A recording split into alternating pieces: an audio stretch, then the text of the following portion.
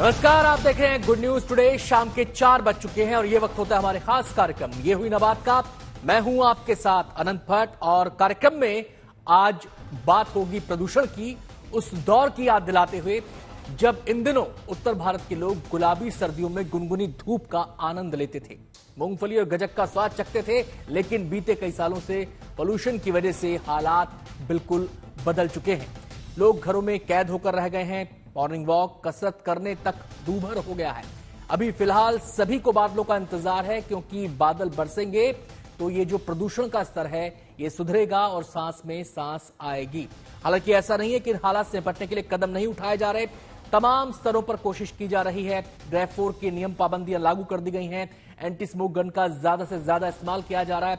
पानी का छिड़काव भी तेज कर दिया गया है। इसके अलावा उन हॉटस्पॉट की पहचान की गई है जो इस समय दिल्ली में सबसे ज्यादा प्रदूषण वाली जगह बने हुए हैं। लेकिन इन तमाम कोशिशों के बावजूद हालात सुधरते नहीं दिख रहे।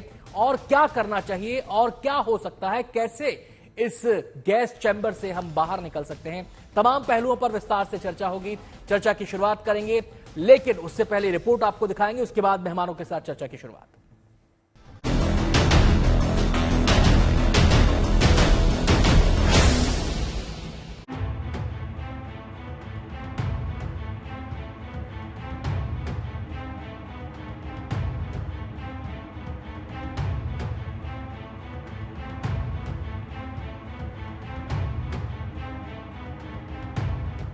ये है दिल्ली की पहचान कहे जाने वाले इंडिया गेट का इलाका। लेकिन इन दिनों स्मॉग की चादर में इंडिया गेट कहीं गुम सा हो गया है। दूर तक नजर दौड़ाने की कोशिश करने पर भी सिर्फ धुआं धुआं ही नजर आता है। ऐसा ही हाल अक्षरधाम इलाके का भी है। लंबे चौड़े हाईवे पर गाड़ियां रेंगती हुई नजर आती हैं। आलम यह है कि उजाला होने के बाद भी हेडलाइट जलाकर ही सफर करना पड़ रहा है। ध्यान से देखने पर कोहरे के बीच खड़ा अक्षरधाम मंदिर नजर आता है, लेकिन फिर से स्मॉग की चादर उसे ढक लेती है। बाकी लेवल अभी भी ज्यादा है, इसलिए मास्क का यूज भी कर रहा हूं मैं तो, क्योंकि being a senior citizen.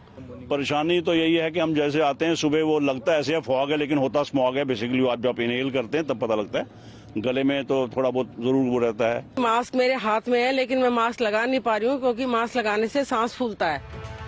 Delhi NCR की हवा का हाल किसी से छिपा नहीं है। अब तो इस पर गाने तक बनाए जा रहे हैं। तुम्हें क्लीन हवा भूल जानी पड़ेगी, दिल्ली एनसीआर में आकर तो देख। मत जाना। दिवाली के बाद प्रदूषण का स्तर तेजी से बढ़ा तो सरकार ने भी अपना एक्शन तेज कर दिया और प्रदूषण के खिलाफ युद्ध में तेजी आ गई।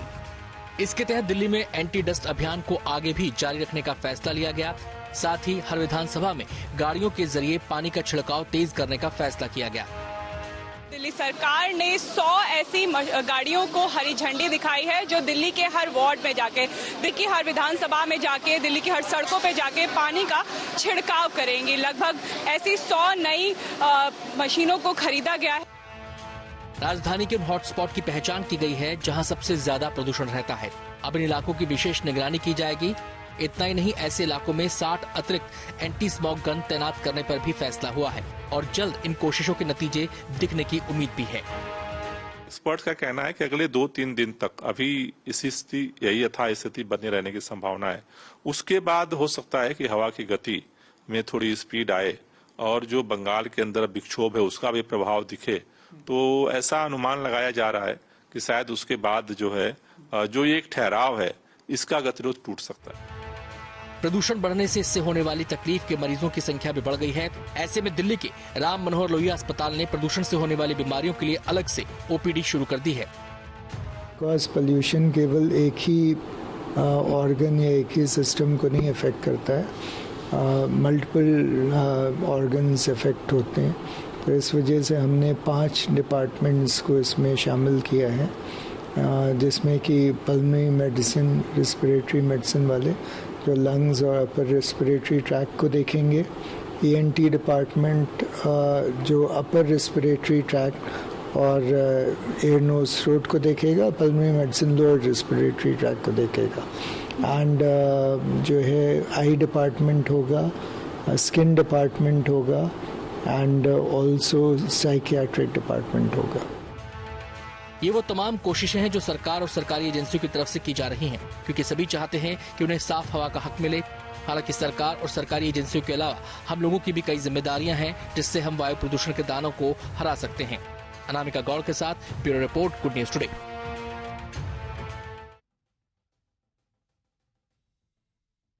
हम चर्चा करेंगे, खास मेहमानों का पैनल हमारे साथ जुड़ चुका है। सबसे पहले मेहमानों से आपका परिचय करा दें। डॉक्टर अरुणेश कुमार, पल्मोनोलॉजिस्ट, हमारे साथ हैं पारस अस्पताल से। बहुत बहुत स्वागत है अरुणेश जी आपका। Sunil Dahiya, centre for research on energy and clean air, हमारे साथ जुड़ रहे हैं। सुनील, आपका भी बहुत बहुत स्वागत है। आनंद आर्य, पर्यावरण हमारे साथ इस चर्चा में शामिल रहेंगे, और हेल्थ एक्सपर्ट के तौर पर डॉक्टर समीर भाटी भी हमारे साथ इस चर्चा में हिस्सा ले रहे हैं। सभी मेहमानों का स्वागत है। सबसे पहले मैं सुनील का रुख करना चाहूंगा। सुनील, एक सवाल लोगों को बार बार सता रहा है, और लोगों को हर बार सर्दी में सवाल सताता है कि सर्दी में प्रदूषण का स्तर इतना खराब क्यों हो जाता है? इसकी क्या वजह है, मुख्य वजह क्या है? एक लॉकेबल लेयर की बात भी सामने आती है, क्या वही इसका एक मेन कारण है? बहुत बहुत धन्यवाद आनंद जी, मुझे इस डिस्कशन में शामिल करने के लिए। देखिए, जब लोग कहते हैं कि स्टबल बर्निंग एक कारण है प्रदूषण का, या फिर दिवाली का फायर क्रैकर एक बड़ा कारण सर्दी के मौसम में बन जाता है, तो अब शायद हम देख पा रहे हैं कि स्टबल बर्निंग के कम होते हुए भी दिवाली के जाने के बाद भी पोल्यूशन लेवल अगर बहुत ज्यादा है, तो उसका मुख्य कारण ये है कि जो साल भर पोल्यूशन निकलता रहता है अलग अलग सोर्सेज, चाहे वो ट्रांसपोर्ट है, इंडस्ट्री है, या पावर जनरेशन है, वो इतना ज्यादा निकलता है और वो पूरे साल भर निकलता है, जो कि सर्दी के मौसम में जब हवा की गति थोड़ी कम हो जाती है, जब टेम्परेचर थोड़ा सा कम हो जाता है, उस समय वो लोड, इमिशन लोड जो है वो इनविजिबल एयर पोल्यूशन को विजिबल बना देता है। तो जो पोल्यूशन है वो लगभग साल भर रहता है, बजाय कि बारिश के महीने जब बारिश पोल्यूशन के कणों को धो देती है, लेकिन वो इनविजिबल रहता है लगभग पूरे साल भर, और दिवाली के बाद या फिर सर्दी के मौसम में विजिबल होने लग जाता है। और इसका मुख्य कारण जो हमारे अलग अलग transportation, industry, power generation, construction and waste, जो 5 मुख्य स्रोत हैं एयर पोल्यूशन के, उनका ना बदलना, उनका सालों दर साल वैसा ही रहना, उन पर कोई लोड रिडक्शन अप्रोच ना लगाना, इसका एक मुख्य कारण है। चलिए, मैं आनंद जी का यहाँ पर रुख करना चाहूंगा। आनंद जी, एक बात यह भी कही जाती है कि साल भर जो हीट जनरेट होती है, वो जब सर्दी के मौसम में ऊपर जाती है तो एक पर्टिकुलर लेवल पर जाकर वो लॉक हो जाती है, और ये जो स्थितियां हैं, ये जो है हमारे लिए भयावह तस्वीर पैदा करती है, जिससे कि ना तो हवा मूव कर पाती है, ना पॉल्यूशन मूव कर पाता है, स्मोक की मोटी चादर बन जाती है। देखिए, इसमें कोई दो राय नहीं है। जिसको हम इन्वर्शन लेयर बोलते हैं, जो आप डिस्क्राइब कर रहे हैं, ये एक तरह का सैंडविच है। ऊपर का चीज नीचे नहीं आ पाती, नीचे की चीज ऊपर नहीं आ पाती, और इसका कोई निदान नहीं है, क्योंकि जियोग्राफिकल लोकेशन जो एनसीआर की है वो है ही ऐसी। उसी के साथ जब मीटियोलॉजिकल फैक्टर्स होते हैं कि आपका दिन का टेम्परेचर एक होता है और रात का टेम्परेचर काफी उससे कम हो जाता है, एक्चुअली इसमें दुगने का फर्क हो जाता है जी। इसी तरह जो नॉर्थ या नॉर्थ वेस्ट से हवा चलती है वो हल्की चलती है, फिर उसके बाद वो हवा का रुख भी बदलता है, और कई दफा हवा बिल्कुल चलनी बंद हो जाती है। तो ये तो एक ऐसी चीज है जो कि हमारी लिखी हुई है स्टोन के अंदर कि भाई ये तो हर साल होगा। अब सवाल ये है कि क्या हम इससे लड़ने की कोशिश कर रहे हैं? मेरे हिसाब से ना तो ये सेंट्रल गवर्नमेंट में, और ना हमारी दिल्ली गवर्नमेंट में, ना जो सराउंडिंग स्टेट्स में, इसमें किसी तरह की कोई पॉलिटिकल विल नहीं है कि हमें कुछ करना है। और जब तक ये नहीं आएगी, और इसके आने का पॉलिटिकल विल को जमीन पे उतरने का एक ही तरीका है, और वो है कि आज की डेट में जो जो डायरेक्शन सुप्रीम कोर्ट ने इशू कर दी है, या नेशनल ग्रीन ट्राइब्यूनल ने कर दी है, या दिल्ली हाई कोर्ट ने भी कर दी है, अगर वो इम्प्लीमेंट हम नहीं करेंगे। अब मैं इसको 3 हिस्सों में बांटता हूं। नंबर 1, दिल्ली की बात करते हैं, तो दिल्ली के अंदर दिल्ली की सरकार है। अब इस दिल्ली की सरकार के पास दिल्ली जल बोर्ड जो है वो 100% उनके अपने कंट्रोल में है। इसी तरह दिल्ली पोल्यूशन कंट्रोल कमेटी 100% उनके कंट्रोल में है। इसी तरह दिल्ली ट्रांसपोर्ट कॉरपोरेशन उनके 100% कंट्रोल में है जी। 90% ऑफ द एरिया जहाँ पे मेजर सड़कें हैं वो दिल्ली गवर्नमेंट के 100% कंट्रोल में, जिसको हम दिल्ली का पब्लिक वर्क्स डिपार्टमेंट बोलते हैं। अगर ये 4 एजेंसीज अपना काम नहीं करेंगी तो हमें ये साल दर साल हमें ये देखना ही पड़ेगा। और मैं 11 साल आपने से अहम तो बात मुझे बोली है आनंद जी की experience है। पॉलिटिकल विल की यहां पर जरूरत है, यानी कि एक निश्चय करना होगा और संकल्प के साथ आगे बढ़ना होगा, तब हालात से निपटा जाएगा। हम आपसे ये भी समझेंगे कि इस दिशा में कदम क्या उठाने जाने नहीं चाहिए, जो कदम उठाए जा रहे हैं क्या वो पर्याप्त हैं। लेकिन उससे पहले हम डॉक्टर अरुणेश कुमार जी का यहां पर रुख करना चाहेंगे, क्योंकि जब बात आती है प्रदूषण की तो बात आती है हमारी सेहत की, और प्रदूषण हमारी सेहत पर बुरा असर डालता है, बहुत बुरा असर डालता है और हर आयु वर्ग में डालता है। अब सवाल यह है डॉक्टर अरुणेश कि ये जो मौजूदा हालात हैं, आखिर कब तक कोई घर में दुबक कर रहेगा, आखिर कोई कब तक अपने को घर में सीमित रखेगा, बाहर निकलना पड़ेगा। ये एक्सपोजर कितना खतरनाक है, कितनी देर तक का एक्सपोजर खतरनाक है और कैसे ये खतरनाक है? देखिए, जो जिस तरह का प्रदूषण फैला हुआ है, ये सिर्फ हवा में धूल कण ही नहीं है। इसमें हमारे मोटर बाइक्स, पेट्रोल डीजल का धुआं, पराली का धुआं, पटाखे के धुएं, ये सब मिक्सचर है। और ये सब जो हम लोग अभी बात कर रहे थे गैस चैम्बर की, वो गैस चैम्बर इफेक्ट हो रहा है, वो रिसर्कुलेट हो रहा है। तो अगर आप पूछें कितने देर का एक्सपोजर सही है, मैं कहूंगा थोड़ी देर का एक्सपोजर भी गड़बड़ है।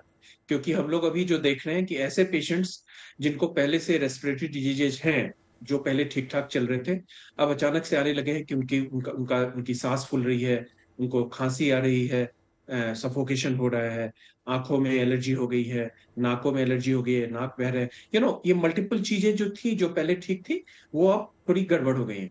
तो ऐसे लोगों के लिए तो मैं कहूंगा कि अभी कंप्लीटली अवॉइड करें तो ही बेटर है। क्योंकि जो बाहर का AQI आप देख रहे हैं वो सबके लिए हानिकारक है, बट इन लोगों के लिए तो इनको इमीडिएट सिम्टम्स आएंगे। अगर कहें कि लोगों को जिनको सांस की बीमारी नहीं है पहले से, वो कोशिश करें कि अगर बाहर निकले तो मास्क का प्रयोग करें। रिमेंबर, हम लोग कोविड के समय में N95 लगाते थे, अब समय फिर से आ गया है। अभी वायरस नहीं है, लेकिन अभी धूलकण है। ये जो PM 2.5 है, जो ऐसे कण जिनका साइज 2.5 माइक्रोन से कम है, इसको ये मास्क रोकता है। क्योंकि इसी कण से हमें बचना है, क्योंकि यही जो है हमारे सांस की नलियों में जाते हैं, ट्रकिया में जाता है, लोअर एयरवेज में जाता है, वहां पे सूजन करता है और अल्टीमेटली हमारे सिम्टम्स बढ़ते हैं। तो इन लोगों को चाहिए कि मास्क लगाएं। अगर कोई आउटडोर एक्सरसाइज कर रहे हैं, उसको अवॉइड कर सकते हैं। अभी उसको हम लोग या तो इंडोर एक्सरसाइज में कन्वर्ट कर लें, जिम में करें, या फिर घर में करें, घर के अंदर ही करें। और पीक पॉल्यूशन टाइम जो होता है, नॉर्मली वैसे तो हर समय आजकल चादर लग रही है, बट अर्ली मॉर्निंग जो रश आवर होता है उस समय, और इवनिंग, इस समय में बहुत ज्यादा होता है। इस समय को अवॉइड कर सकते हैं।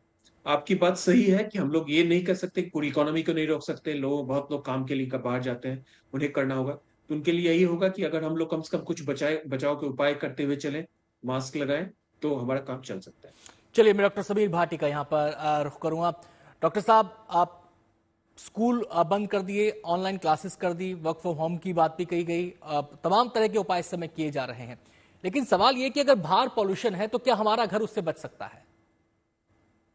बिल्कुल। देखिए, अगर हम पोल्यूशन की बात करते हैं तो इंडोर पोल्यूशन भी उतना ही ज्यादा आपके लिए हार्मफुल है। और अगर हम AQI अपने घर के अंदर या अपने ऑफिस के अंदर की बात करें तो उसमें कोई बहुत ज्यादा फर्क होता नहीं है।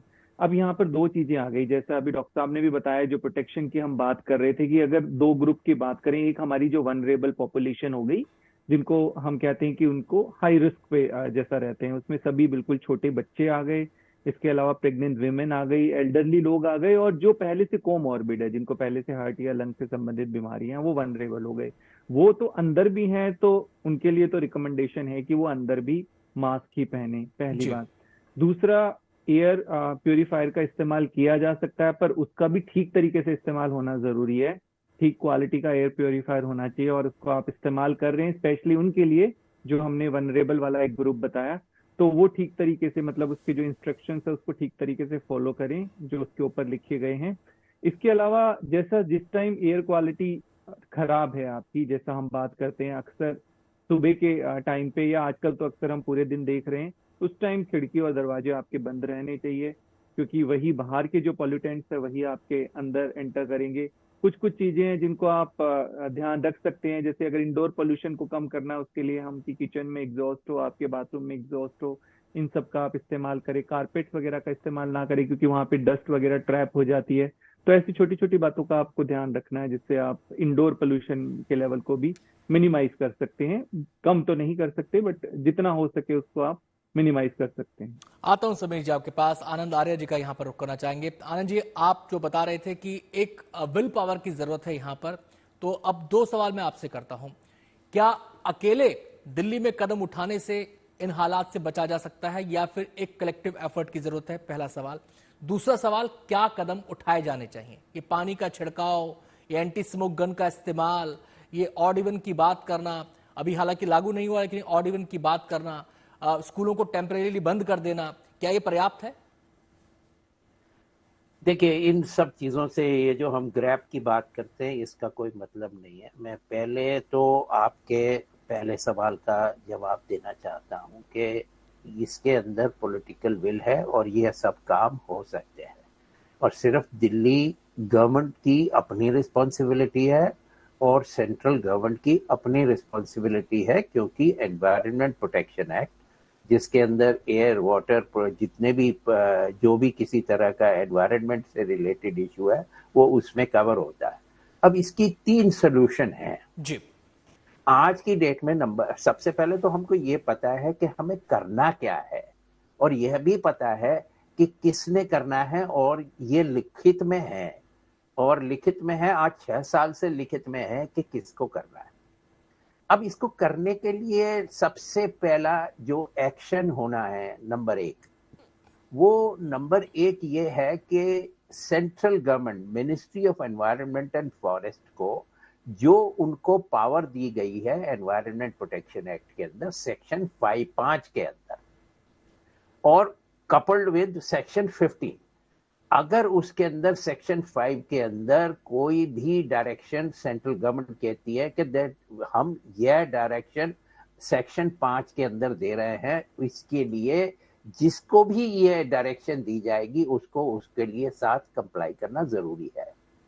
और अगर वो नहीं करते हैं तो सेक्शन 15 में पहले 7 साल की सजा है और उसके बाद फाइन है, या दोनों हो सकती है।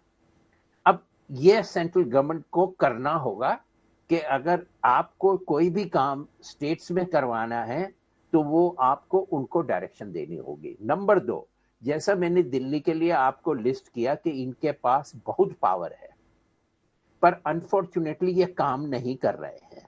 जैसे मैं आपको यमुना का बताता हूं, देखिए अभी डॉक्टर साहब ने भी एक्सप्लेन किया, निमेश जी ने भी एक्सप्लेन किया, सभी ने एक्सप्लेन किया कि किस तरह से धूल के कणों के अंदर क्या क्या प्रॉब्लम होती है।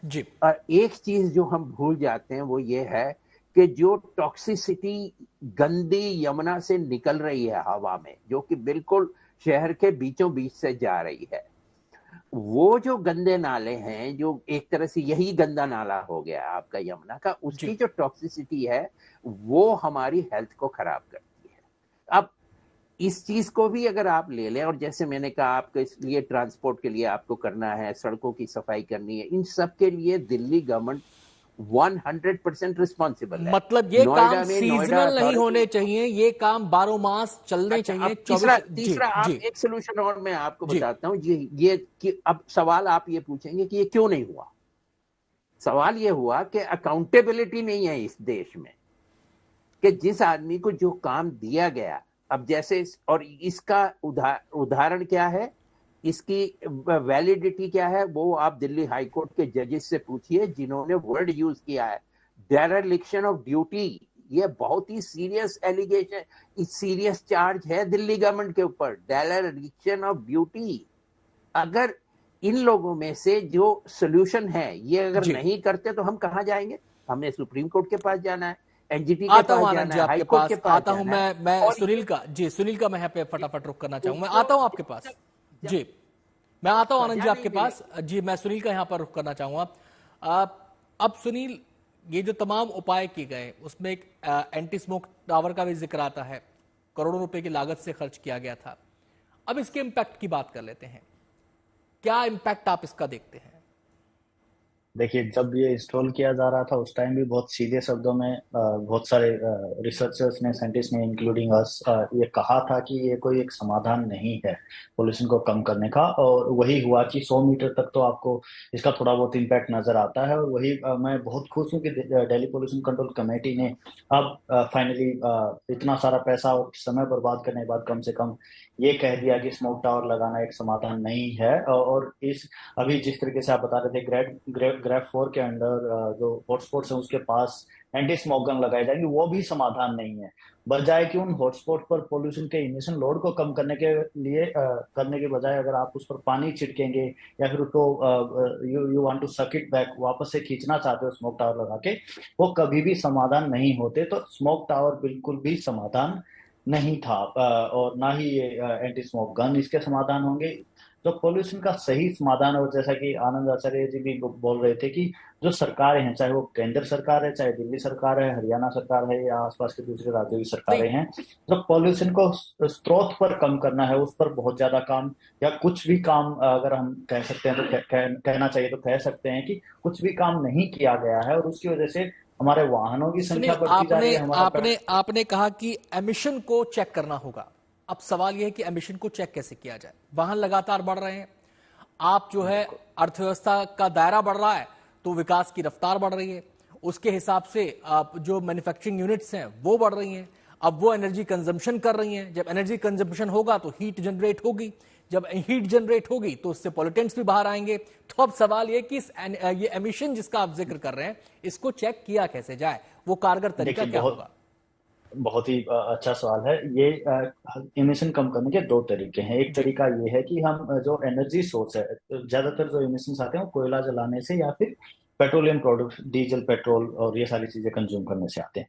अब दोनों के हमारे पास अल्टरनेटिव है। बिजली अगर हम ज्यादा से ज्यादा रिन्यूएबल एनर्जी से लाएं तो कोयला जलाने की जरूरत कम होगी, लेकिन ये नहीं किया जा सकता कि सारे कोयले प्लांट एक दिन में बंद कर दिए जाए। तो जरूरत है वहां पर एफिशिएंट इमिशन कंट्रोल लगाया जाए, उससे भी इमिशन कम हो सकते हैं।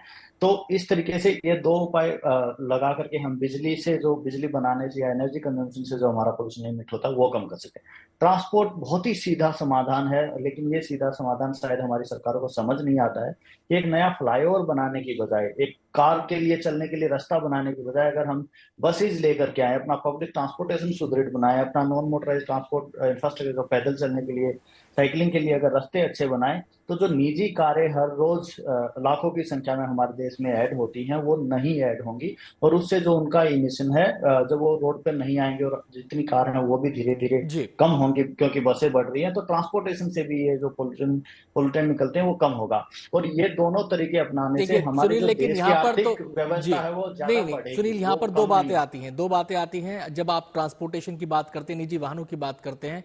तो एक तो यह है कि जरूरत मजबूरी दोनों, एक तो जरूरत का भी हिसाब है, मजबूरी का एक पहलू तो ये हो गया। दूसरा स्टेटस सिंबल। अब जरूरत और मजबूरी में वो लोग चला रहे हैं जिनको पब्लिक ट्रांसपोर्ट समझ में नहीं आ रहा, और जो लोग स्टेटस सिंबल के तौर पर चला रहे हैं वो क्या करें? उनका तो पार्टिसिपेशन होगा नहीं।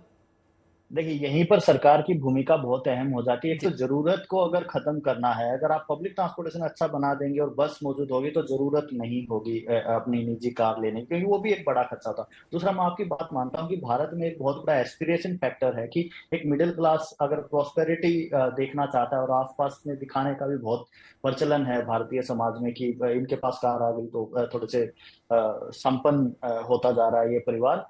वही अगर आप यूरोप के देशों की तरफ देखो तो जो सबसे ज्यादा अमीर देश हैं, जो बहुत ही आर्थिक रूप से विकसित देश हैं, नीदरलैंड्स की बात कर लें, जर्मनी की बात कर लें, बहुत सारे देशों की बात करें, वहां पर पैदल चलना और साइकिल चलाना एक स्टेटस सिंबल माना जाता है। वहां पर बस का प्रयोग करना एक स्टेटस सिंबल माना जाता है। वो भारतीय समाज में आ सकता है, लेकिन उसके लिए सरकार को चाहिएगा कि उस इंफ्रास्ट्रक्चर को इस तरीके का बनाए कि लोगों को उसका प्रयोग करने में एक प्राउड फील हो, उसको दिखाने में, अपने आसपास के लोगों को, बाहर के दुनिया भर के लोगों को दिखाने में एक प्राउड फीलिंग आए। तो वो करने के लिए ऐसा नहीं है कि खाली सरकार बिना लोगों की जरूरत के वो कर देगी, डिमांड लोगों को भी करनी चाहिए और सरकार को भी वो इंफ्रास्ट्रक्चर बढ़ाना पड़ेगा। और ये स्टेटस सिंबल बन सकता है। साइकिल चलाना एक बहुत बड़ा स्टेटस सिंबल आज के समय। सवाल ये है आज कार्यक्रम में कि इस प्रदूषण के प्रहार से कैसे बचा जाए, इस प्रदूषण से निजात कैसे मिले, तमाम पहलुओं पर चर्चा जारी है। पर्यावरणविद भी हमारे साथ हैं। इसके अलावा हेल्थ की अगर बात करें तो डॉक्टर भी हमारे साथ मौजूद हैं। डॉक्टर समीर भाटी का सीधे हम रुख कर लेते हैं। डॉक्टर साहब, अब ऐसे में जो एक आम इंसान के हाथ में है अपनी सेहत को लेकर, वो है प्रिकॉशंस। और कौन सी प्रिकॉशन है, खासकर अपने लाइफस्टाइल में, खासकर अपने खान पान में, जिनको अपनाकर हम खुद को इस प्रदूषण से बचा सकते हैं, एक शील्ड अपने सामने तैयार कर सकते हैं? बिल्कुल बिल्कुल, इसमें मोटे तौर पे हमें ये समझने की जरूरत है कि देखिए, पोल्यूशन से जितना हो सके एक्सपोजर हमें कम से कम रखना है। डायरेक्ट एक्सपोजर की बात करें, एक हो गया ड्यूरेशन, कि ठीक है हम बाहर निकल रहे हैं, हम किसी भी चीज के लिए, काम के लिए बाहर जाना पड़ता है, तो उसके लिए स्पेशली जैसे जो 2 व्हीलर्स वगैरह पे जा रहे हैं, एटलीस्ट वो डायरेक्ट एक्सपोजर से अपने आप को प्रोटेक्ट करें कि आप हेलमेट ठीक से लगा के रखें, सही ग्लास वाला हेलमेट। इसके अलावा सन ग्लासेस का, या आप ठीक तरीके से प्लेन ग्लासेस का इस्तेमाल कर सकते हैं आंखों की प्रोटेक्शन के लिए। मास्क का, जैसे आपको बताया, 95 का आप मास्क का इस्तेमाल कर सकते हैं। AQI लेवल जिस समय ठीक नहीं है, सुबह के समय आपको पार्क में एक्सरसाइज और वॉक को अवॉइड करना है। घर में भी आप अगर कर रहे हैं एक्सरसाइज, तो भी आपको बहुत ज्यादा एक्सर्शन वाली एक्सरसाइज नहीं करनी है, लाइट आप स्ट्रेचिंग एक्सरसाइज करें। इसके अलावा ये आपकी फिजिकल हेल्थ के साथ साथ मेंटल हेल्थ को भी अफेक्ट करता है। जैसे हम देखते हैं कि जिनको डिप्रेशन, एंजाइटी या और अन्य तरह की मेंटल हेल्थ इश्यूज है, वो भी इसमें ट्रिगर हो जाते हैं। तो आपको अपनी फिजिकल हेल्थ के साथ साथ मेंटल हेल्थ का ध्यान रखना है। इसके लिए ठीक तरीके से आपको नींद लेनी है।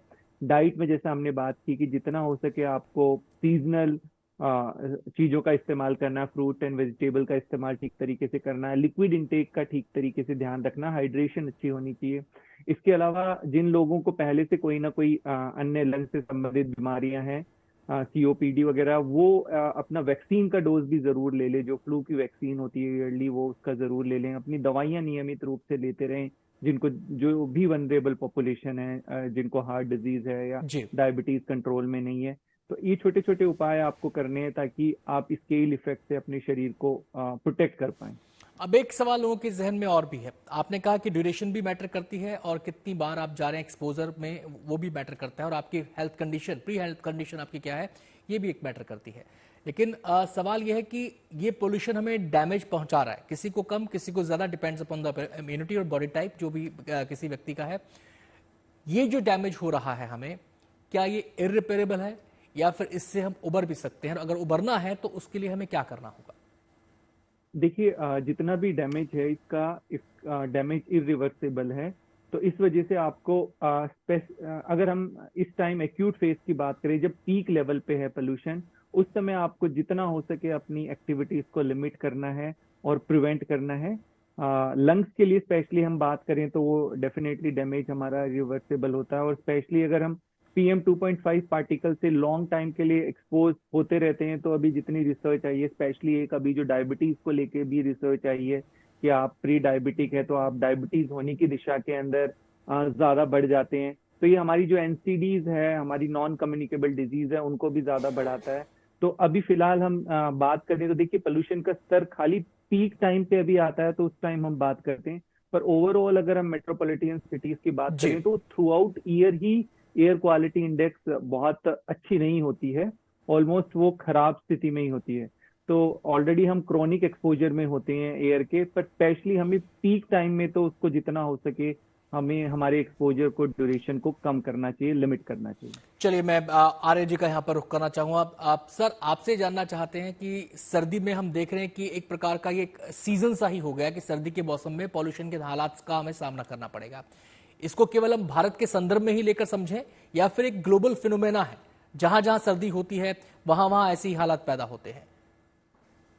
नहीं, ऐसा नहीं है। जैसा मैंने कहा, ये एक पर्टिकुलर फिनोमिना है जो ऐसे और भी जगह हो सकती हैं, पर जैसे दिल्ली NCR का है, जितनी आपकी कोस्टल लाइन है वहाँ कोई इतनी प्रॉब्लम सीरियस होनी नहीं चाहिए, क्योंकि वहाँ पे रोज हवा चलती है, सब साफ हो जाता है। लेकिन इस बार तो मुंबई भी परेशान हो रही है। इस बार तो मुंबई भी परेशान हो रही है। मुंबई भी परेशान हो रही है। सिर्फ कल की अगर आप ही की रिपोर्ट देखें तो कल सिवाय चेन्नई के कहीं पे भी AQI सेटिस्फैक्ट्री लेवल पे नहीं थी। अब मेरे हिसाब से इसकी सोल्यूशन ऐसा नहीं है कि हमारे IIT ट्रेन चीफ मिनिस्टर साहब को यह नहीं मालूम कि भाई मुझे ये काम करने हैं। सब काम मालूम है। अब सवाल यह है कि वो करेंगे या नहीं करेंगे। इसके लिए 3 सोल्यूशन है मेरे पास। नंबर 1, तो सुप्रीम कोर्ट को आज की डेट में एक लिस्ट बना के कि जो जो डायरेक्शन हम दे चुके हैं उसके ऊपर जिसने काम नहीं किया है उसको 1 हफ्ते के लिए तिहाड़ जेल की हवा खिला दें, नंबर 1। नंबर 2, CAQM और उसी के साथ MOEF जो भी डायरेक्शन इशू करता है वो EPA के जो एनवायरमेंट प्रोटेक्शन एक्ट के सेक्शन 5 के अंदर इशू करे और उनकी कंप्लायंस इंश्योर करे। नंबर 3 जो सोल्यूशन इसका है वो ये है कि 12 महीने काम होना है और इसकी जिम्मेदारी सुप्रीम कोर्ट को या स्वतः ही नेशनल ग्रीन ट्राइब्यूनल को लेनी चाहिए कि भाई हर महीने की 5 तारीख को या 7 तारीख को या पहले मंडे को या सेकंड मंडे को हम इस चीज के ऊपर सुनवाई करेंगे कि पिछले महीने में आपने क्या किया और क्यों नहीं किया और AQI क्यों थी। जब ये डंडा पड़ना शुरू हो जाएगा, क्योंकि देखिए मेरा एक्सपीरियंस गवर्नमेंट का नहीं है, गवर्नमेंट में तो मस्त बैठे रहते हैं, जब डंडा पड़ता है कोर्ट का ऑर्डर आता है तो कुछ काम होता है। ये मेरा पर्सनल एक्सपीरियंस है। कॉर्पोरेट का मेरा बहुत अच्छा एक्सपीरियंस है, मैंने 40-45 साल वहां काम किया है और अभी भी एडवाइस करता रहता हूं लोगों को। तो वहां जो मैंने वहां चलिए आप ये कह रहे हैं कि निगरानी होनी चाहिए, चेक होने चाहिए, समय समय पर चेक होने चाहिए, उसके बाद एग्जीक्यूशन देखना होगा कि एग्जीक्यूशन हो रहा है नहीं हो रहा है। जी, ये 3 चीज हो जाए जी, 3 चीज हो जाए। एक तो सजा मिल जाए किसी 1-2 लोगों को। नंबर 2 NGT 12 महीने मॉनिटर करे और जो भी डायरेक्शन इशू की जाए वो सेक्शन 5 और 15 एनवायरमेंट प्रोटेक्शन एक्ट के अंदर इशू की जाए। मैं सुनील का यहाँ पर रुख करना चाहूंगा। सुनील, जब ये जहरीले स्मॉग की बात आती है तो ब्रिटेन की याद आ जाती है। एक वो दौर था शायद 50 के दशक का, जहां तक मैं ध्यान कर पा रहा हूं, कि जिस समय जहरीले स्मॉग ने पूरे ब्रिटेन को घेर लिया था। सैकड़ों लोगों की उसके अंदर मौत हुई थी, हजारों लोग उससे प्रभावित हुए थे, लेकिन धीरे धीरे उस हालात से ब्रिटेन बाहर निकला था। तो अब सवाल यह है कि अब हमारे सामने एक एग्जाम्पल है, तो उससे लेकर हम क्या कदम उठा सकते हैं? देखिए, सिर्फ ब्रिटेन ही नहीं, हमारा एशिया से चाइना का भी एग्जाम्पल है। बहुत सारे और यूरोपियन देश ऐसे हैं जहां पोल्यूशन की हालात बहुत ही ज्यादा खराब थे, लेकिन वहां सुधार हुआ है।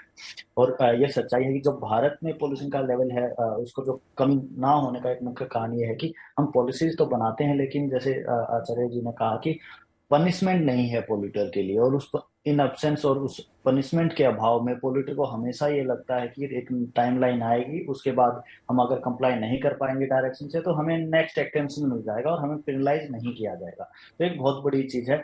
दूसरा, जो दूसरे देशों ने, ब्रिटेन ने, चाइना ने, US ने, या कहीं भी आप देख लीजिए जो पोल्यूटेड ज्योग्राफीज होती थी, वहां पर ये निर्धारित किया गया कि पॉल्यूशन एक तो वातावरण और मेट्रोलॉजी की वजह से होता है, दूसरा इमिशंस की वजह से। मेट्रोलॉजी को हम कंट्रोल नहीं कर सकते। आपने देखा होगा दिवाली के 2 दिन पहले जब बारिश हुई थी, 2 दिन के अंदर ही इतनी ज्यादा बारिश होने के बावजूद भी पॉल्यूशन लेवल वापस से ऊपर आ गए। तो ये बारिश करना, कृत्रिम बारिश करना, ये सभी समाधान नहीं है। तो जो इमिशंस आ रहे हैं, जब तक इमिशंस कम नहीं होंगे, पोल्यूशन कम नहीं होगा, तो वहां पर इन सारे देशों में, ब्रिटेन में भी, चाइना में भी, यूरोप के दूसरे देशों में, US में भी टारगेट्स दिए गए कि आपका ट्रांसपोर्ट सेक्टर बहुत ज्यादा कंट्रीब्यूट कर रहा है। आपको हमें पता है कि आने वाले 6 महीने में शायद एकदम से उसको बंद नहीं कर पाओगे, एकदम से कम नहीं कर पाओगे, लेकिन आप अगले 1 साल तक शायद थोड़ा बहुत बढ़ा सकते हैं इसको, लेकिन एक कैप होगा। उससे ज्यादा इमिशंस आपका ट्रांसपोर्ट सेक्टर का या इंडस्ट्री का या पावर जनरेशन का, एंड इवन वेस्ट का नहीं होना चाहिए। और उसके बाद हर साल वो एक सिस्टमेटिक तरीके से कम होते जाना चाहिए, क्योंकि इमिशन को कम करके ही हम पोल्यूशन को कम कर सकते हैं। मेट्रोलॉजी हमारे कंट्रोल में नहीं है, तो वो जो अप्रोच है वो भारत में आज तक मिसिंग है। अच्छी बात यह है कि इस सीजन में हमने 2 चीजें देखी। एक तो दिल्ली पोल्यूशन कंट्रोल कमेटी का ये कहना है कि जो पोल्यूशन को वापस हम खींचते हैं वो का समाधान नहीं है, तो उससे सिद्ध होता है कि पोल्यूशन कंट्रोल करना एट द सोर्स कारगर होगा। दूसरा, मुंबई में जो आपने बात की, मुंबई बहुत ज्यादा पोल्यूटेड था, उस समय हमने एक अनाउंसमेंट देखा महाराष्ट्र पोल्यूशन कंट्रोल बोर्ड से, जिसमें टाटा पावर लिमिटेड को और HPCIL जो कि पोल्यूटिंग इंडस्ट्रीज हैं साउथ बॉम्बे, चेंबूर के आसपास, उनको डायरेक्शन दिए गए कि क्योंकि मुंबई में पोल्यूशन काफी ज्यादा हो रहा है तो आप अपने ऑपरेशन को 50% कम कर दीजिए, क्योंकि आप एक बड़ा इमिशन लोड जनरेट करते हैं। तो इस तरीके की जब तक गाइडलाइंस नहीं ली जाएंगी, इस तरीके की डायरेक्शन नहीं दी जाएंगी और इस तरीके के आदेश का पालन ना करने वालों को पेनलाइज नहीं किया जाएगा, शायद हम साफ हवा की तरफ बढ़ेंगे, लेकिन वो जो गति होगी बहुत ही कम होगी और हमें बहुत तेज गति से बढ़ना। एक सवाल का जवाब मैं समीर जी से भी चाहूंगा। समीर जी, सवाल ये है कि घर से बाहर जब निकल रहे हैं तब क्या करना है ये आपने बताया। अब सवाल है कि घर में जब दोबारा दाखिल हो रहे हैं बाहर से निकलकर, तब कौन सी प्रिकॉशंस हमें अपनानी चाहिए, तब खान पान में क्या ध्यान रखना चाहिए, क्योंकि जब आदमी बाहर वॉक पर नहीं जा रहा है, जॉगिंग नहीं कर रहा है, एक्सरसाइज नहीं कर रहा है, तो उसका इफेक्ट उसके हेल्थ पर भी पड़ रहा है, उसके मेटाबॉलिज्म पर भी पड़ रहा है, उसकी शारीरिक बनावट पर भी पड़ रहा है, ओबेसिटी भी उसका असर के रूप में सामने आती है। बिल्कुल बिल्कुल, देखिए इसमें एक ऑक्सीडेटिव स्ट्रेस बढ़ जाती है, हमारी बॉडी की इन्फ्लेमेशन बढ़ जाती है। तो इस तरह का हमें खाना नहीं खाना है जिससे ये चीजें और ज्यादा बढ़े, आपकी इन्फ्लेमेशन ज्यादा बढ़े। तो इसके लिए जितना हो सके आप सीजनल फ्रूट वेजिटेबल्स का इस्तेमाल करें, लिक्विड इंटेक आप अपना ठीक से बना के रखें, विटामिन सी वगैरह का इस्तेमाल ठीक होना चाहिए, आपकी इम्यूनिटी ठीक बनी रहे। इसके लिए जरूरी है कि आप बाहर एक्टिविटी ज्यादा नहीं कर रहे तो घर में, जैसा मैंने आपको बताया, आपको स्ट्रेचिंग एक्सरसाइज, मेडिटेशन, योगा, ये सब आप इंटरनली कर सकते हैं। तो ये छोटे छोटे उपाय से डेफिनेटली। और दूसरा, जैसे आप घर में एंटर करते हैं तो एक, जैसा हम कोविड के टाइम भी बात कर रहे थे, हैंड हाइजीन का, साफ सफाई का विशेष तौर पे आपको ध्यान रखना है। आईज को बहुत ज्यादा बार बार वॉश नहीं करना, पर एक बार ठीक तरीके से क्लीन करना है। इसके अलावा आप सॉल्ट वाटर से गार्गल्स भी कर सकते हैं, जैसे गले के अंदर आपको थोड़ा खराश रहता है ऐसा। तो ये छोटे छोटे उपाय से आप काफी हद तक जो पोल्यूशन से आप बाहर से जब आते हैं तो उनसे थोड़ी सी आपको रिलीफ मिल सकता है। जी, आप पानी का आपने कहा था कि इंटेक बढ़ाना है, लिक्विड इंटेक हमें बढ़ाना है, तो लिक्विड में गुनगुने पानी का इस्तेमाल करना बेहतर होगा या फिर नॉर्मल पानी भी हम इस्तेमाल कर सकते हैं? नॉर्मल पानी कर सकते हैं, पर आपको ठंडे पानी का इस्तेमाल नहीं करना, ठंडी चीजों से जितना हो सके आपको बचना है। नॉर्मल आप वार्म वाटर का आप इस्तेमाल कर सकते हैं। और इसके अलावा और भी दूसरे तरह के लिक्विड इंटेक, फ्रूट जूसेस वगैरह फ्रेश, आप इन सब का इस्तेमाल कर सकते हैं। बहुत बहुत शुक्रिया समीर जी आपका, आनंद जी आपका भी बहुत बहुत शुक्रिया, और सुनील आपका भी बहुत बहुत शुक्रिया इस चर्चा में शामिल होने के लिए, उन उपायों पर विचार करने के लिए, बताने के लिए जो इस हालात से निपटने में कारगर साबित हो सकते हैं, चाहे वो पॉल्यूशन कम करने की बात हो या फिर अपनी सेहत को दुरुस्त रखने की बात हो। तमाम मेहमानों का शुक्रिया।